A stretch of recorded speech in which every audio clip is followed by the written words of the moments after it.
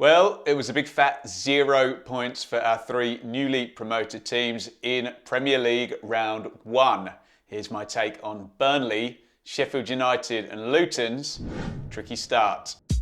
I suppose when it comes to Burnley, we can play the Man City card, can't we? They played the treble winners in the season opener, and as much as it's a cliche to say when you're facing Pep and Haaland, Burnley's season will not be defined by this type of game. In terms of positives from a 3-0 defeat, we can probably find one or two if we try. The first being the learning experience of being without the ball. Burnley had it most of last season, didn't they? Averaging 64% possession down in the Championship, which is just 34% against City, down 30%. You would think the only way is up after that. Now, Burnley recruited superbly last season, and they have managed already to start to bed in some of the new faces that have come in this summer. Trafford, O'Shea, Berger, Koleosho and Amdouni were all in from the start for their full debuts, which is a good thing. One big disappointment, though, was the red card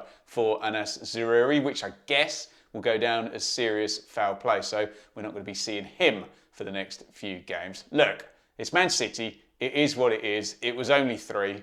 Move on, I guess. Another difficult start away from home was Luton's trip to Brighton, who finished up in 6th in the Premier League last season, and the Hatters went under 4-1 in their first game back in the top flight. It's a bit of a different outlook, I would say, for Luton compared to the other two promoted sides who were bouncing back from recently being up there in the Premier League. So again, we did get plenty of new faces, but we can look really positively at this as Luton are really levelling up in the ante in terms of the profile of their squad and what they've been able to do for the past few seasons. Kaminski, Anderson, Kabore, Giles and Chong all in from the start for a new-look Luton Premier League team.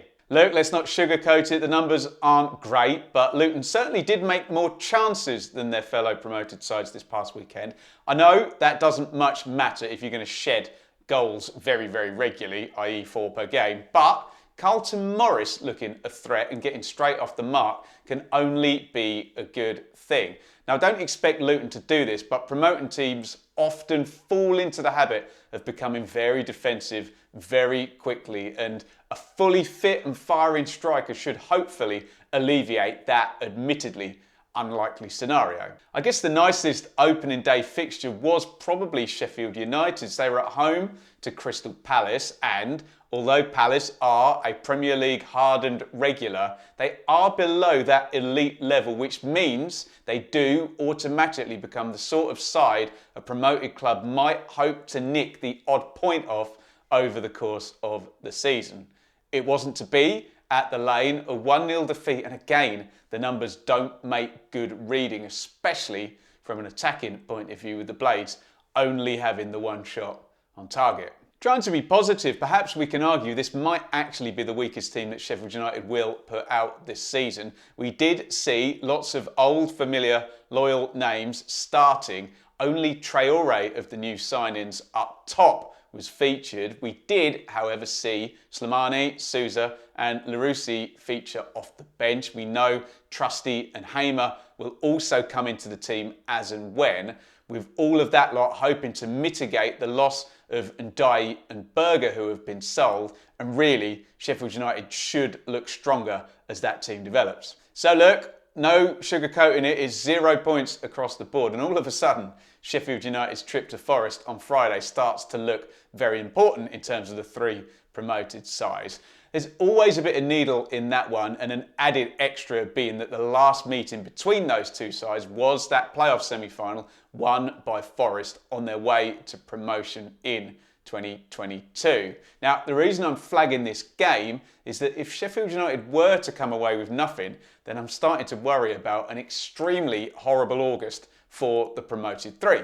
Luton and Burnley were due to play each other this weekend. That is not happening because of Luton's ground improvements, so both sides are guaranteed to be on 0 points for another week until at least round 3, and round 3 is pretty minging for 2 of our teams. Luton head off to Chelsea, Sheffield United host Manchester City. Now, I'll have my fingers crossed for both, but I'm sure they'd rather have Burnley's fixture at home to Aston Villa, which is of course by no means easy either. Now look, I know it's easy and very lazy to make everyone favourites against the promoted teams, but does that Luton versus Burnley game being cancelled really significantly heighten the possibility of a worryingly low combined total for our three promoted sides by the end of August?